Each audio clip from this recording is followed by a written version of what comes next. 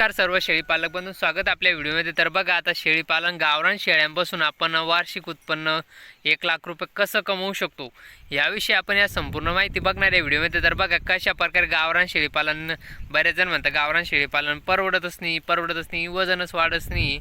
तर गावरान शेळ्या, आता 10 शेळ्यांपासून उत्पन्न वार्षिक 1 लाख रुपये कशा प्रकारे भेटू शकतं, किंवा 10-15 शेळ्या, संपूर्ण माहिती या व्हिडिओमध्ये बघणार आहे। तर व्हिडिओ शेवटपर्यंत नक्की बघा आणि लाईक करायला आणि शेअर करायला विसरू नका, आणि चॅनल नक्की सबस्क्राईब करून ठेवा, जेणेकरून तुम्हाला असेच नवीन नवीन व्हिडिओ बघायला भेटेल। कारण बघा, फिरस्ती शेळीपालनात जास्त पैसा आहे, कारण बंदिस्तमध्ये जास्त खर्च असतो त्यामुळं। तर बघू आपण। तर आता बघा, हे गावरान शेळ्या जेमतेम बऱ्याच जणांचं असं मत आहे की गावरान शेळ्या परवडतच नाही, बरेच जण बघितले, कारण वजन वाढ।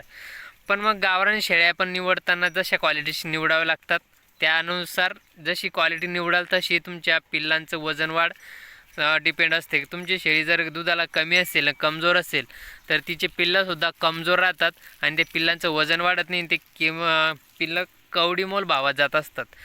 जर तेच शेळ्या तुम्ही जर चांगल्या दर्जेदार वंशावळ किंवा चांगल्या खाणीच्या, चांगल्या दुधाच्या जर निवडल्या, गावरान शेळ्या 10 शेळ्या जर निवडल्या, तर 10 शेळ्यांचे 20 पिल्लं राहतात, त्यामध्ये आपण 5-6 पाटी सावरल्या, 5 पिल्लं, 5 पाटी 5, जेमतेम 20 पिल्ल्यातून 10 बोकड जरी असले, 10 बोकड चांगल्या क्वालिटीचे असेल, 20-20, 25-25 किलोचे, तर आपल्याला सहज चांगल्या प्रकारे किंमत भेटू शकते मित्रांनो। त्यामुळे जर आता पिल्लं 20-25 किलोचे म्हटलं तर 10 ते 12 हजारात सहज जातात। 10,000 पकडले आपण, चांगले पिल्लं जर चांगले बनवले आपण, चांगलं त्यांची तिचं चांगलं संगोपन केलं पिल्लांचं, तर 10 हजाराला 10 पिल्लांचे किती होते, 1 लाख रुपये सहज होतात।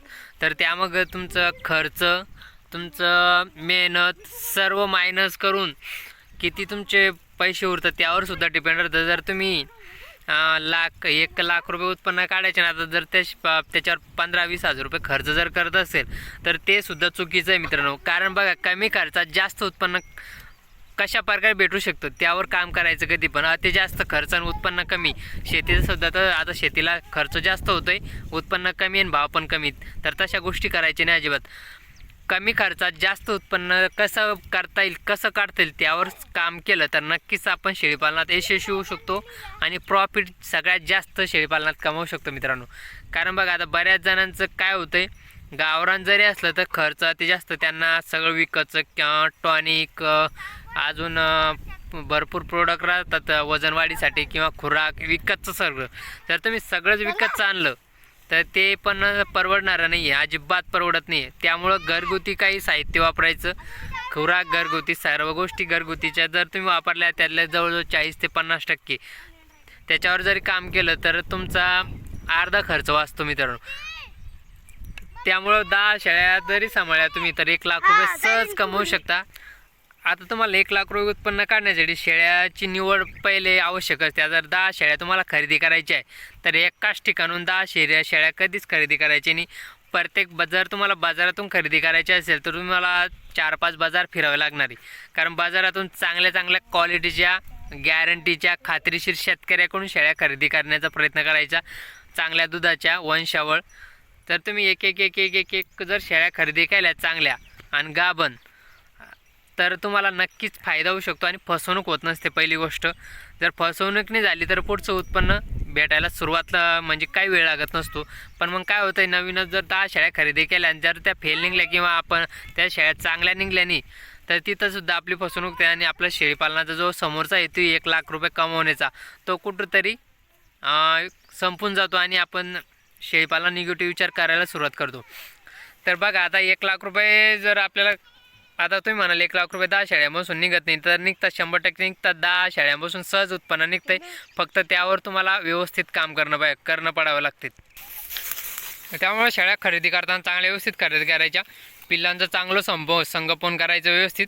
आता संगोपन कशा प्रकारे करायचं, त्यांना सुरुवातीला पिल्लं जन्मला त्यांना पिंकू ग्राईप वॉटर पाजणं गरजेचं असतं, जेणेकरून त्यांना जेवढं दूध पचन होईल तेवढं त्यांच्या अंगावर कांतील, वजन वाढ होईल आणि उंचीसुद्धा वाढते। बकरीच्या दुधात खूप पावर आहे। नंतर तुम्ही जर औषध नाही दिले तरी चालते। काय होतं, आपण जर पिल्लांना 1 महिना जर दूध कमी असलं, ते पिल्लं कमजोर होतात, किती खाऊ पिऊ घाला, तुम्हाला पाहिजे तशी क्वालिटी बनत नसते। त्यामुळे तुम्हाला सुरुवातीचे 1 महिना पिल्लांचं व्यवस्थित संगोपन करणं खूप गरजेचं असतं। तेव्हा कुठं तुम्हाला कुठंतरी त्याची किंमत भेटत असेल. आज तुम्ही तिच्यावर थोडाफार लक्ष केलं, खर्च केला 10-5%, पूर्ण 50% नाही, तर त्यानुसार तुम्हाला उत्पन्न भेटत असतं. तर दुसरी गोष्ट म्हणजे विक्री. आपल्याला विक्रीसुद्धा करता आली पाहिजे, आपल्याला विक्री जमली पाहिजे. मार्केटला काय रेट चालू आहे पिल्लांचे ते सुद्धा तपासले गेलं पाहिजे. नाही तर आपण गावातले व्यापारी असेल तर डायरेक्ट देतो. ज्यांनी 1500 ते व्यापारी म्हणतो, आपलं जर बकरू 12,000 असलं तर व्यापारी म्हणतो 8,000, आपण म्हणतो 9,000.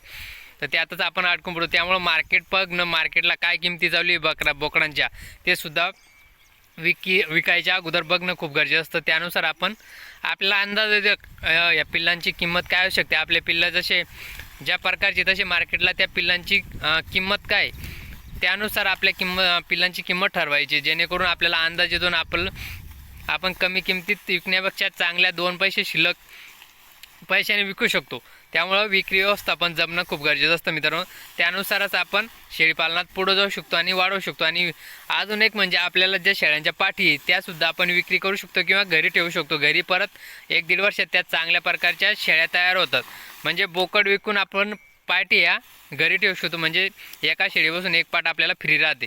तर हा फायदा खूप असतो शेळीपालनात. त्यामुळं शेळीपालन हा प्रत्येकानं केलंच पाहिजे. आणि आता बेरोजगारीला वाढलीत, त्यामुळं नोकऱ्याने कंपनीत काम करायला परवडत नाही, रोज पण नाही. त्यामुळे शेळीपालन हा एकमेव व्यवसाय, तो कमी खर्चात जास्त उत्पन्न देणारा आणि कुठलीच स्पर्धा नसणारा व्यवसाय.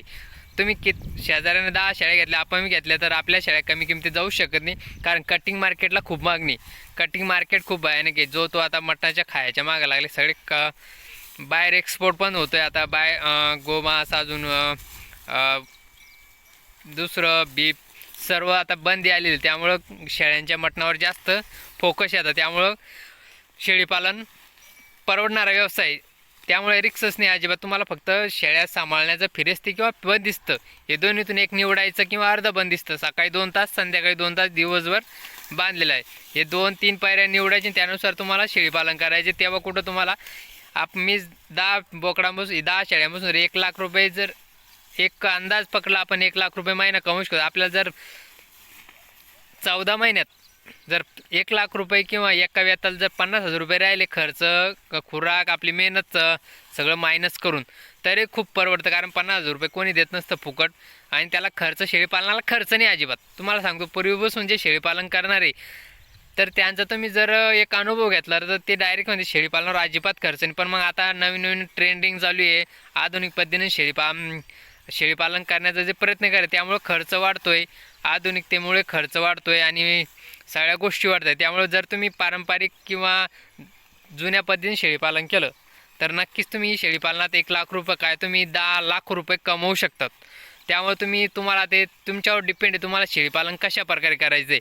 तुम्हाला पारंपरिक पद्धतीने करायचं आहे किंवा आधुनिक पद्धतीने करायचं आहे. जर आधुनिक पद्धतीने कराल तर पैसा येतोय, पण मग खर्च पण तेवढाच वाढतो. त्यामुळं जर तुम्ही पारंपरिक जुने लोकसुद्धा शेळीपालन करतायत, त्यांना खर्च नाही, तुम्हाला खर्च कसं काय यावर सुद्धा विचार केला पाहिजे मित्रांनो. तर 1 लाख रुपये कमवण्यासाठी तुम्हाला 10 शेळ्या काय, तुम्हाला 5 शेळ्यांपासून सुद्धा कमवू शकता. पण शेळ्यांची क्वालिटी चांगली पाहिजे. आणि जर गावरान शेळ्या जर तुम्हाला परवडत नसेल, गावरान शेळ्यांमध्ये जर तुम्ही बिटल बोकड किंवा बाहेर दुसरा राजस्थानी बोकड जर क्रॉस केला तर नक्कीच 4 पट तुम्हाला फायदा होतो. त्यामुळे आपल्या शेळ्यांना एक क्वालिटी पण येते. आपल्या ज्या होणाऱ्या पाठी आहे त्यासुद्धा चांगल्या दर्जावर क्वालिटीच्या होत असतात मित्रांनो. तर अशा प्रकारे तुम्ही शेळीपालन करू शकता किंवा 1 लाख रुपये करू शकता. कारण खुराक, सगळं नियोजन व्यवस्थित करून अशा प्रकारे तुम्ही गावरान पिल्लंसुद्धा चांगले बनतात. त्यांची निगा राखली तर गावरान पिल्लं चांगल्या दुधाची तुम्ही दुधा शेळ्या 1-1 लिटरच्या किंवा 2-2 लिटर जर निवडल्या तर त्यांच्या पिल्लांना सुद्धा जास्त क्वालिटी असते.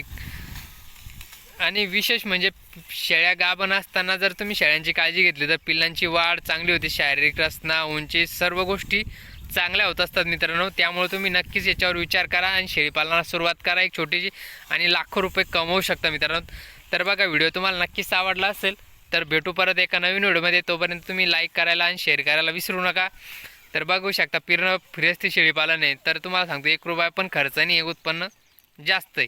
तर अशा प्रकारे सुद्धा तुम्ही शेळीपालन करू शकता. कारण बघा, खर्च कमी उत्पन्न जास्त, यावरच मी म्हणतो की कमी खर्चात जास्त उत्पन्न कसं काढायचं. तर अशा प्रकारे तुम्ही काढू शकता. फक्त तुम्हाला 2 तास सकाळी, 3 संध्याकाळी 2 तास वेळ द्यावा लागणार आहे शेळीपालनाला.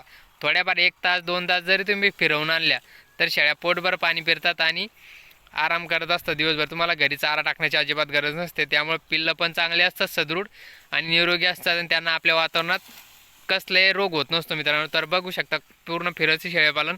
तर धन्यवाद.